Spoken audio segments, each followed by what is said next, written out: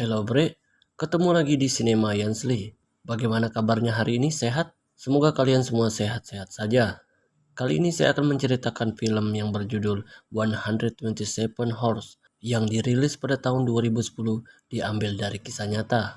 Mengisahkan pertualangan seseorang bernama Aaron Ralston yang bertahan hidup selama 127 jam atau 5 hari 7 jam karena terjatuh dari tebing Blue John, menyebabkan ia kehilangan lengan kanan untuk selama-lamanya akibat terhimpit batu besar. Film ini disutradari oleh Danny Boyle dan James Franco sebagai pemeran utamanya. Buat yang sedang menonton, alangkah baiknya kalian subscribe dan aktifkan loncengnya. Tanpa banyak bacot lagi, siapkan posisi paling enak. Langsung saja kita ke filmnya.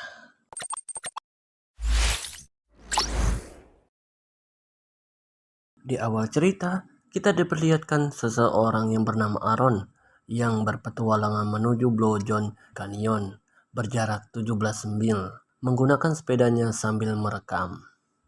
Dalam perjalanan, ia sempat terjatuh. Bukannya kesakitan, ia malah tertawa dan sambil selfie. Lalu kemudian melanjutkan perjalanan. Sampai di sebuah tempat, Aaron memutuskan untuk berjalan kaki dikarenakan rutenya melewati tebing-tebing yang curam. Dalam perjalanannya, ia menemukan dua orang wanita sedang melihat sebuah peta. Sepertinya mereka tersesat, tidak tahu arah jalan kemana. Dikarenakan Aaron bukan playboy, ia pun menghampiri mereka sembari membantu membacakan peta. Tidak lupa Aaron pun berkenalan. Ternyata dua wanita itu bernama Christine dan Megan yang berpetualangan menuju The Dome. Tidak membuang kesempatan, Aaron pun menawarkan dirinya untuk mengantarkan mereka menuju The Dome. Mereka pun melanjutkan perjalanan. Aaron pun menunjukkan jalan pintas menuju The Dome, tetapi membutuhkan pemanjat yang handal dan juga kekuatan. Dikarenakan jalan pintas, Christine dan Megan langsung OTW. Benar saja, jalan yang Aaron maksud melewati tebing yang curam. Tidak lama kemudian, Aaron sengaja menjatuhkan dirinya yang membuat kedua wanita itu terkejut. Ternyata di bawah merupakan air. Sontak mereka pun tertawa, lalu ikut seperti yang diperagakan Aaron.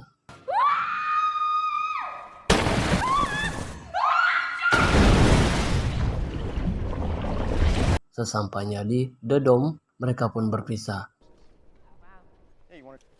One, two, three, Blue John, Blue John. Aaron pun melanjutkan pertualangannya menuju ke Blue John sambil mendengarkan lagu keroncong yang membuatnya semakin bersemangat. Lorong demi lorong pun ia lewati. Sesampainya ia di lorong tebing yang lumayan agak dalam dan terdapat sebuah batu, di mana batu itulah yang membuat petaka bagi Aaron. Di saat Aaron turun untuk mencapai dasar tebing, ia merasa kesusahan karena tidak adanya tempat untuk berpegangan. Ia pun memegang batu yang ada di dekatnya. Seketika itu juga batu yang dipegang Aaron bergeser yang membuat Aaron terjatuh. Celakanya batu itu menghimpit lengan kanan Aaron sehingga ia menjerit kesakitan.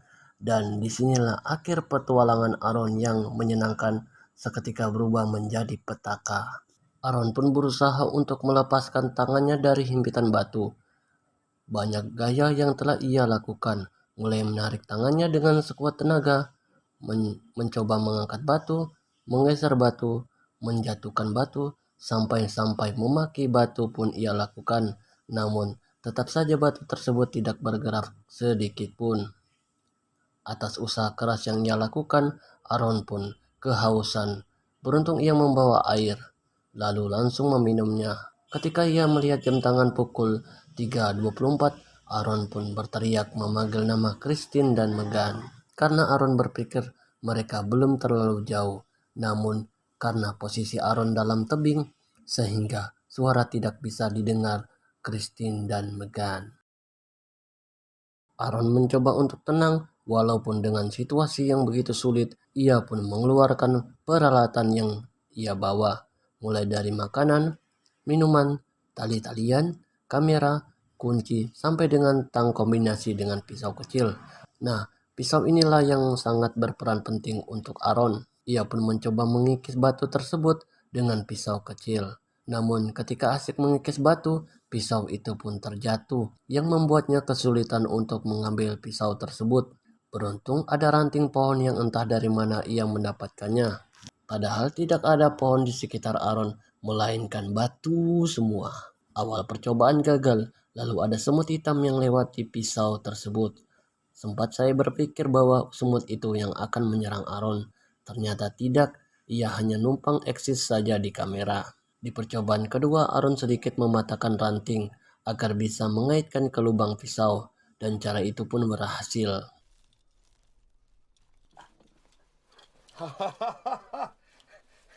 Sweet. Ia pun mengikis batu tersebut hingga jam 12 malam sambil memperhatikan air yang telah ia bawa. Di sini Aaron mencoba untuk menghemat air. Karena haus, Aaron pun meminum airnya sedikit yang membuatnya ngeplay.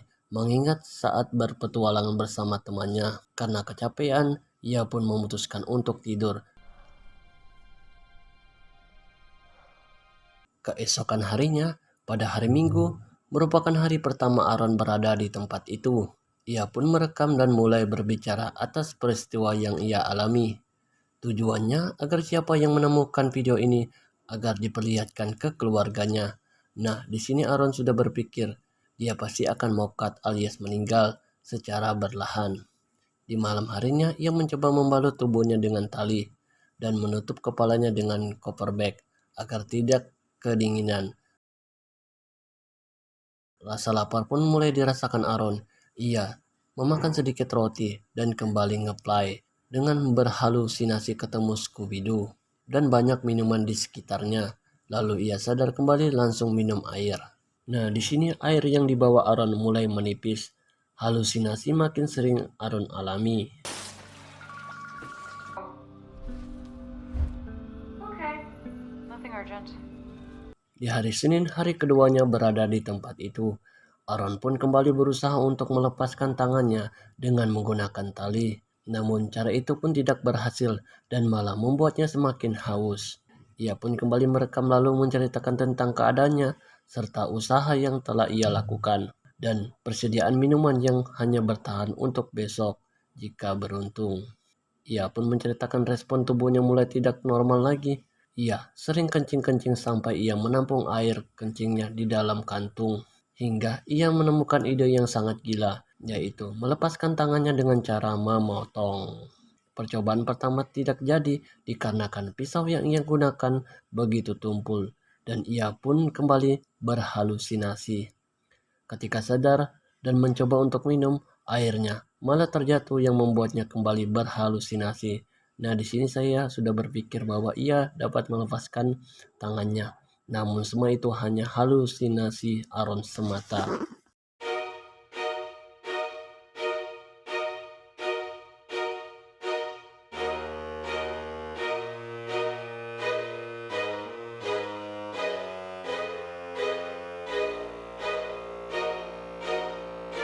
Hari Selasa, hari ketiga Aaron berada di tempat itu.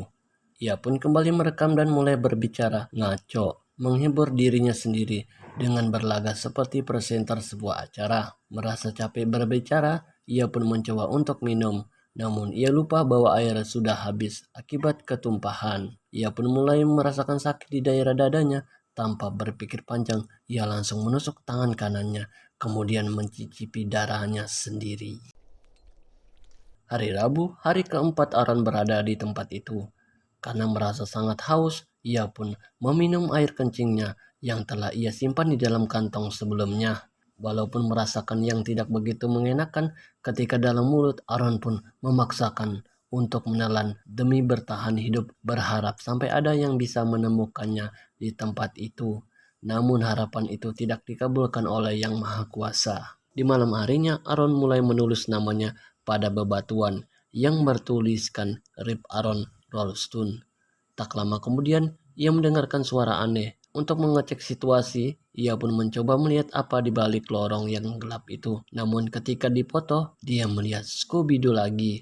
Ternyata ia mengalami halusinasi kembali. Pokoknya ketika Aaron dalam situasi seperti ini, ia berhalusinasi secara terus-menerus, serta merekam saat ia menceritakan kegiatan apa yang ia lakukan sampai baterai kameranya habis. Hari Kamis, hari kelima Aaron berada di tempat itu. Sadar bahwa tidak ada yang mungkin menemukan dan menyelamatkan dirinya, Aaron pun mematahkan lengannya dan mulai memotong lengan kanannya dengan pisau. Dengan rasa sakit yang teramat pedih, ia tetap melanjutkannya karena ini merupakan cara satu-satunya untuk dapat melepaskan tangannya dari himpitan batu tersebut. Teriakan demi teriakan ia lontarkan karena begitu merasakan sakitnya.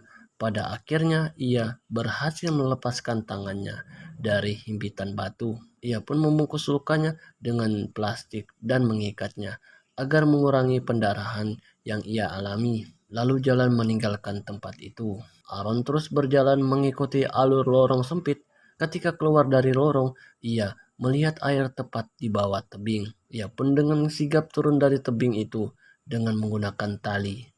Sesampainya di bawah, Aaron langsung menenggelamkan kepalanya ke air, minum, dan mencuci mukanya. Setelah rasa hausnya hilang, ia pun langsung melanjutkan perjalanan dengan membawa sebotol air di tangannya.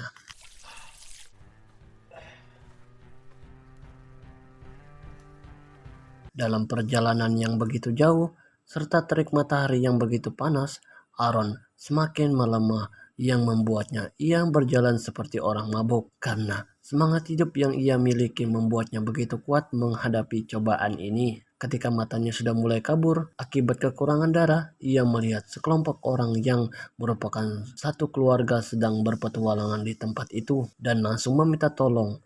Beruntung keluarga itu tidak sombong dan baik hati. Dengan sigap Aaron pun ditolong dengan menghubungi para bantuan dari kota. Tidak lama kemudian bantuan pun datang dengan menggunakan helikopter.